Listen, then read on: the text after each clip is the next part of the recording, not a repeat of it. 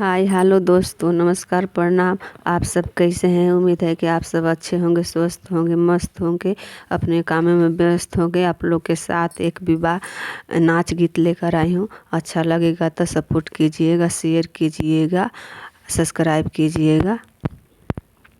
निकलल बाटे पुलिस के बहलिया हो, सैया बहलिया में जई ह।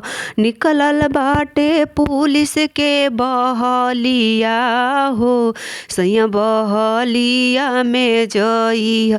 बहलियो ना होई तो घरे चली आई ह। बहलियो ना होई तो घरे चली आई ह। कन्हिया पर ले के कुदरिया हो, सैया मुही बान्हे जई ह। कन्हिया पर ले के कुदरिया हो, सैया मुही बान्हे जई ह। मुहियो ना बान्हे आई त हमारा से कई ह। मुहियो ना बान्हे आई त हमारा से कई ह। अरे कपड़ा पर ले के टोकरिया हो, सैया टमाटर बेचे जई ह।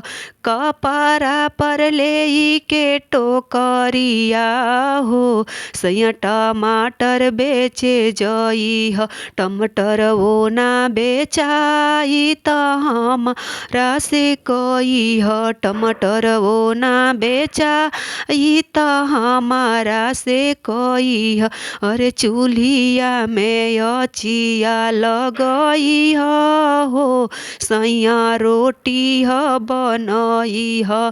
चूल्हिया में अचिया लगई ह हो, सैया रोटी बनई ह। रोटियो ना बनावे आई त हमारा से कई ह। रोटियो ना बनावे आई त हमारा से कई ह। सुई धिकाए मोछ दागब हो, सैया रोटी बनई ह। सुई धिकाए मोछिया दागब हो, सैया रोटी बनई ह।